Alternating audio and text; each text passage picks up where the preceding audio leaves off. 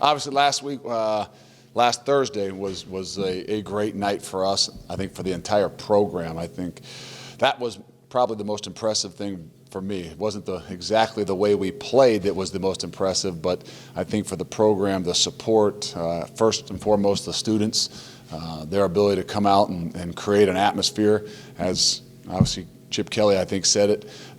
I thought that was the greatest thing about the night, is just the ability for us to create an atmosphere, create some buzz, show some energy that we have on campus for not just our program, but for everything that's going on. So I thought we could have played a little cleaner, a little better.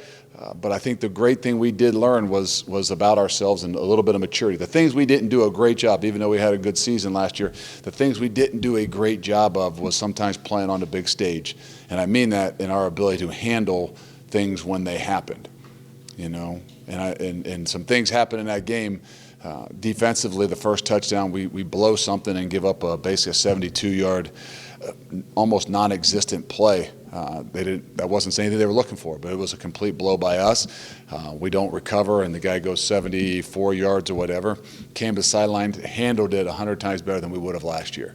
Same thing at halftime or right before half when we throw the pick and Josiah runs the guy down. We come in, there wasn't, any heads down. It wasn't anything, any pointing fingers, like maybe we still had to battle through a lot more last year. So the maturity of things, our ability to handle, especially on a big night and big stages, to handle the ups and the downs and some of those things were probably what I was most proud of, because those are probably the things that were always kind of worried on my mind. I knew we were going to be, have a good team. I knew we were going to go out there and play hard and play fast. Always was going to be, hey, how was this leadership and how will the maturity continue to grow from what we did last year? And I thought we did a really good job of handling those situations. So that was last week. Obviously, it was nice to have a Thursday night game, have a little time. We gave our guys 48 hours off that they didn't get after camp, because it was one of those situations. Normally after camp, I told them you get a 48-hour period. Our guys didn't. They got one day basically off so that we could get rolling into the UCLA prep. Their time off was going to be after that first game. So these guys had 48 hours off, came back in here on Sunday and got rolling for this week. And it'll be an exciting week for us, a great opportunity for us to challenge ourselves and to measure us as players, each and every one of us, but us as a program against the top 5 team. And I think that's where you really, when you start to have things going in your program, you got to find ways of measuring yourself. And this is going to be a great opportunity for us to measure where we are. Questions? Go ahead, Clay. Just curious, how has this kind of been like a Michigan thing at OSU where you would begin preparation back in the spring? I know when you have UCLA, it's not something you can. Yeah, no, we didn't. And I think that's a unique thing for us, is we can't do anything different than what we really do. We have a rivalry game. It's next week. And I think that'll be really important for us to switch gears. And we talk about it in camp. We talk about rivalry weeks in camp and learn and study about the history of those things. It wasn't about that. It wasn't. It was an opportunity, just like it is. It's an opportunity not just that we're playing Ohio State, but it's an opportunity for us to play a top 5 team, to measure our program, to measure us as individuals, to measure us as an offense, defense, and as units against some of the best. And I think that that's the way we've kind of looked at it. That's the way we'll talk about it today as a football team and a football program. And I think that's the way I want those guys to focus on. It's nothing different than when you play against the very best. It doesn't matter what the name is on their chest. It's not a rivalry game, but it's our opportunity to, challenge ourselves and measure ourselves. You talked about big stages. There's been big wins here before. Going to the Sugar Bowl, going undefeated, beat Wisconsin here. If you guys pulled off this upset, it'd be the biggest win in program history, probably. Do you want your team to embrace that? No, I think that when you focus on the process, I think that's when you can't get overwhelmed with the stages of things. I don't know that we did a great job. We talked about that last year. Hey, this is the first time we've ever been on game day. And we go out, and I don't think we play very well. Now, not that the kids who were all worried about game day and watching game day, but I think that you got to approach it in the right ways. And you still, when the bigger the stages, the bigger the games, the more you got to focus on the little things and the fundamentals and not worry about outcomes and what it will mean. And I think that's where, 18 to 22-year-olds are different. I know it's hard to keep their minds focused in and not drift, but it's the same thing for us as coaches. It's what's going to give us an opportunity to be successful. don't worry about what the ramifications are in the long run. If you worry about the destination, if you worry about the outcome, you're probably going to miss a lot of the things along the way. And we got to do a really good job. And hopefully we learn from that. I didn't think we played well in the bowl game in a different stage. And I think that sometimes people talk about, hey, when's the last time we won a bowl game? And okay, so it's more on it as opposed to saying, hey, what do we need to do to be successful? And we got to challenge ourselves. We got to continue to move forward. Don't worry about the outcomes and the destination, but focus on the things that we can control. When you get to a game like this, top 5 team, how much of a belief factor is there that you can go up there and win? It is, but I mean, we talked about in camp the difference between pressure and stress. You know, and if you look at stress is the #1 killer in our country today.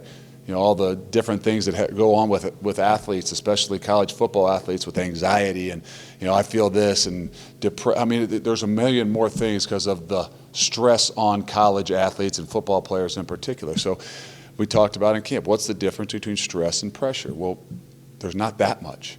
Pressure is what we would say makes you better. You don't get better by being in comfortable, easy situations. You get better by pressure and pressure situations. So to find what's the difference with stress and pressure, to me it becomes down to a lot of, do you believe in yourself? Do you believe in the things that you do? And can you have that kind of confidence to take it from being stressful to just being really good pressure to make you better? And I think that's what we got to focus on. Is it's not about just believing. It's about, hey, this is a pressure situation. This is how we become better. But in pressure situations, you got to have confidence in what you do, and you got to believe in yourself. And if you don't, it doesn't matter whether it's a big stage or a little stage. You're going to use it as stress, and you're not going to perform at your best. You talked a lot about the way 18 to 22-year-olds think and how it might be different. You and some of the staff have some history, obviously, with Ohio State. Do the players care about that law? Do they know about that law? You know what? I haven't asked them. And I think that's one of those things why it has nothing to do with really who we're playing. You know, some people would say, hey, you aren't doing interviews this week. Well, it has nothing to do with us playing Ohio State and being, 100 miles down the road. It has to be with this is a big stage.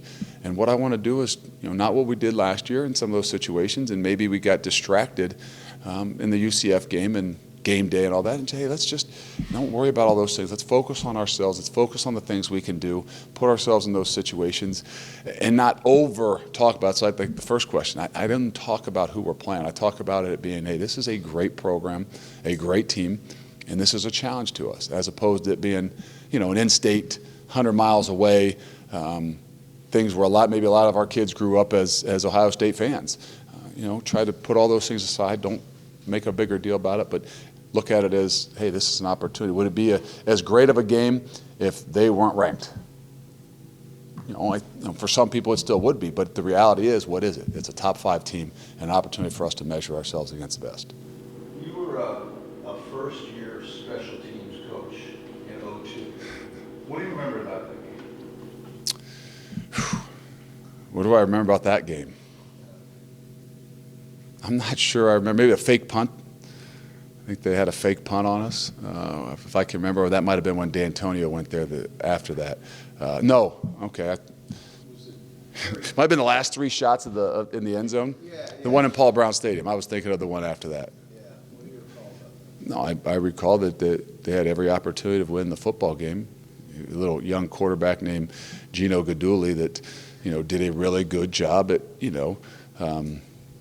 keeping the defensive linemen chasing and wearing them out a little bit. And all in all, at the end of the game, they had 4 shots or 3 shots at the end zone to possibly win a game.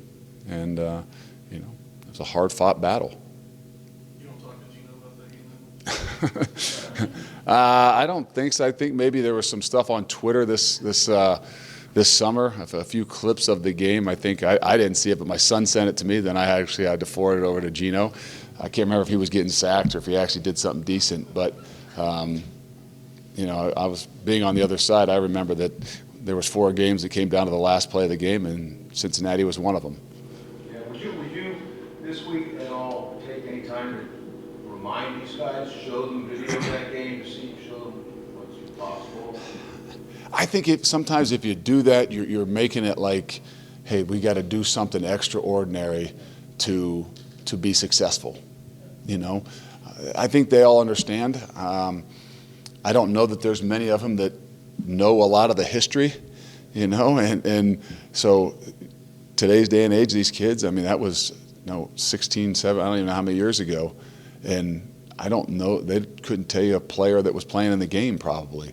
I think the idea of, like I said, of understanding that it's a top 5 team and this is a different opportunity, whether it's Ohio State or Oklahoma or Alabama or Clemson. It's an opportunity for us. It happens to, we don't have to get on a flight. It's only 100 miles away, but an opportunity for us to challenge ourselves and to measure ourselves against the very best.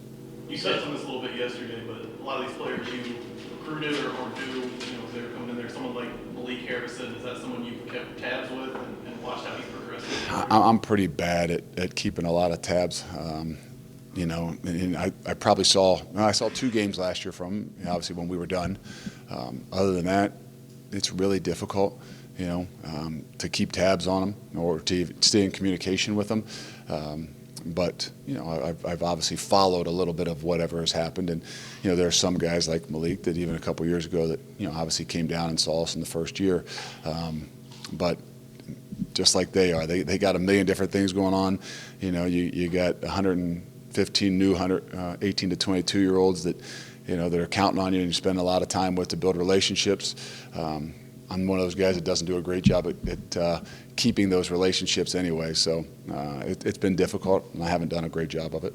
Coach, you said yesterday in the conference call that you want to make this unemotional when you go back to Ohio State and Columbus. Is that something you have to consciously do? How difficult is that for you? I don't talk about it. I don't know. I haven't been in. I played back there my first year of coaching when I was at the University of Akron. Obviously a little bit different, but it was just one of those situations. It's like any game.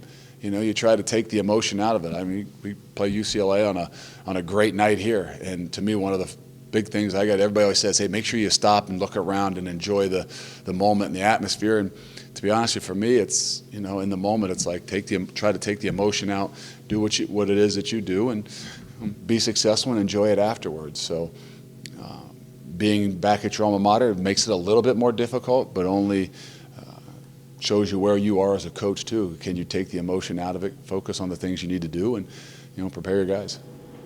Looking back at Thursday, the tape, Hicks was in there pretty much the whole game, and we talked after the game about some of the ups and downs, but how do you feel like he responded his first start? When it comes down to it, can guys make plays when they're there? Are we perfect? Was he perfect? No.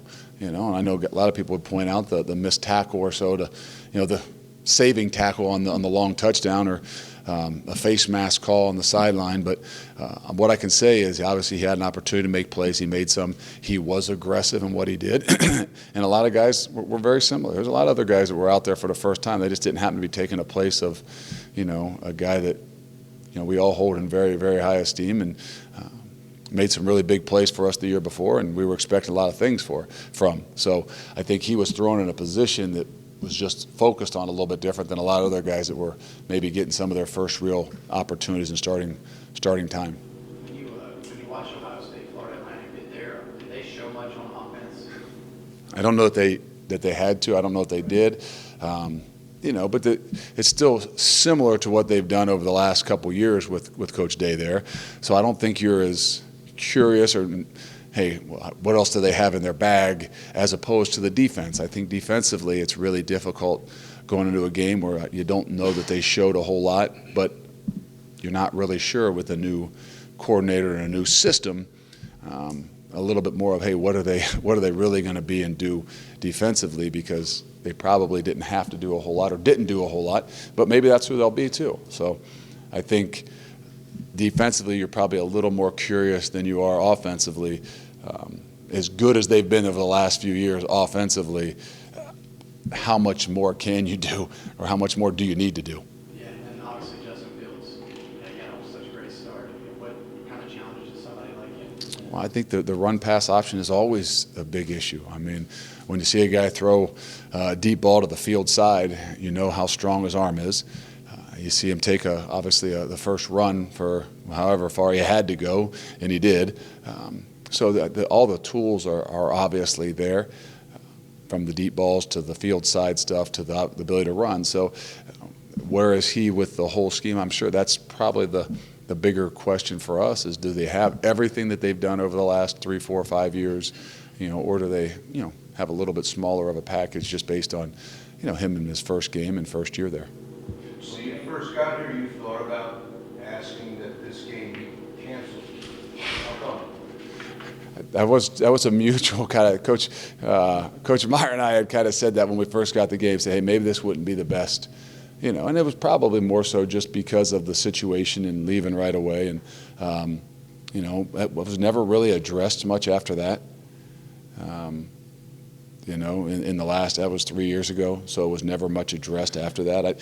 I think that was one of those, kind of things in the first few weeks that we, hey, yeah, maybe we don't want to do this, but obviously those things are very difficult to do based on schedules and how they're scheduled out and where they're scheduled out and how long in advance they are. So I don't spend a whole lot of time looking at and worrying about the schedules. I probably, as I get a little bit further into this, might have a little more of an opinion, but I've probably not once had a meeting with Mike or anybody upstairs about scheduling, because personally, I don't want to take my mind off of our players and our team and doing things like that. Now sometimes I step back and say, oh, you scheduled Arkansas here in a couple of years. It's like, maybe I need to go ask about that. But I also don't feel like I got the time to talk about it right now. So they line them up, and that's who it is that we got to play. Luke, have Tenuta or Freeman, or you had a little huddle about going up there or what it means? No, I mean, really. you're a 15-year Buckeye player, 16. coach, played the Rose Bowl with a torn pec. Yeah. I mean, the whole bit. All those. So how are you going, to follow up on Joe's question, how are you going to divorce yourself of the surroundings? I tell you what, when you're a competitor, it doesn't really matter. There'll be no feelings. I've said it before, like if all of a sudden you had the opportunity to play your brother, I mean, yeah, you love him to death and you want nothing but the best for him, but at that moment, you got no love lost for him. And, that's why I say, do you detach your emotions? I think when you compete, you detach your emotions in a lot of things. This is one of them.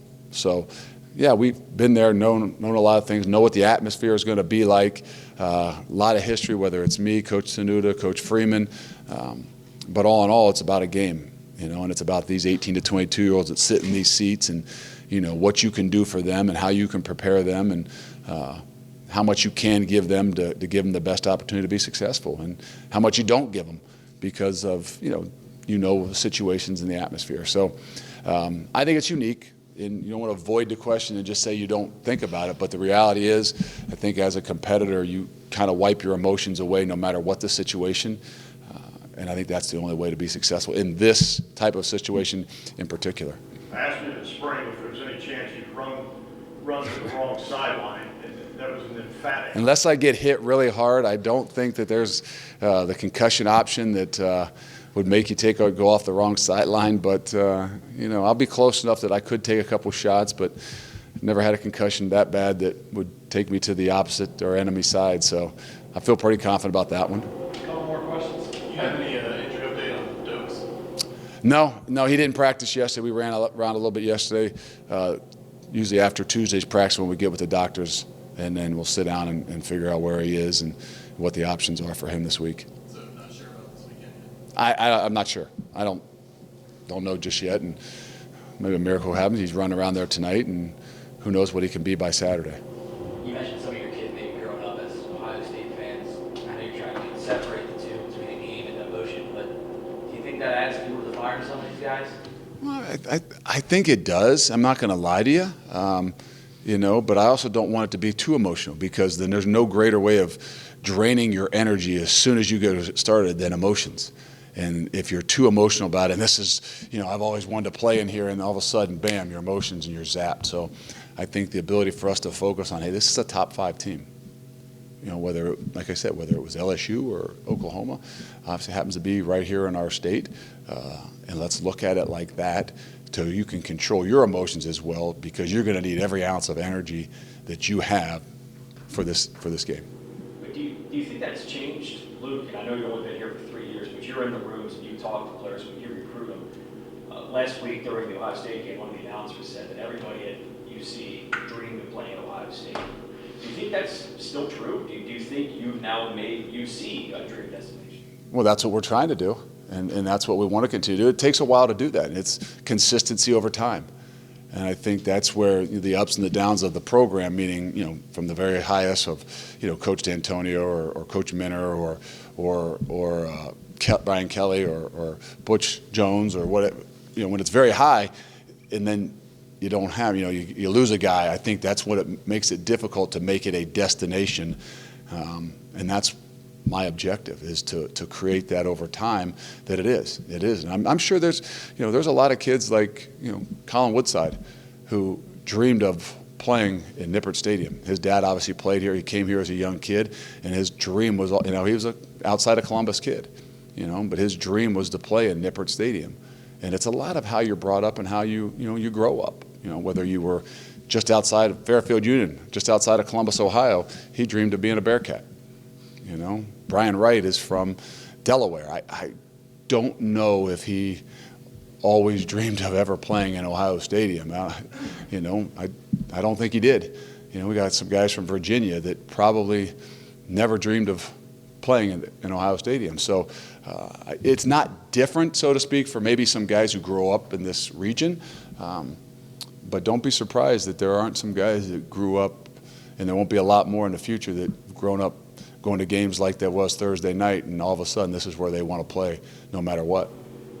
You probably do, though, have your share of guys who might feel somewhat disrespected by Ohio State not being able to clear it, you know what I mean? No, I mean, however you use different things for your own motivation is key. Whether you're an 18 to 22, you're a 46-year-old. Motivation is a big deal, but it also can't put you out of doing what it is that you need to do. And when you're not calm enough and in the right frame of mind, it's really hard to be at your best, to react and respond. And this game is about reacting and responding. This game's not just about who's going to run the fastest and who's going to be the first guy out of the tunnel, and on that first opening kickoff, who's going to knock whose head off. No, it's a 60-minute game, and we got to do a really good job at controlling the emotions so that we can make this a 60-minute game.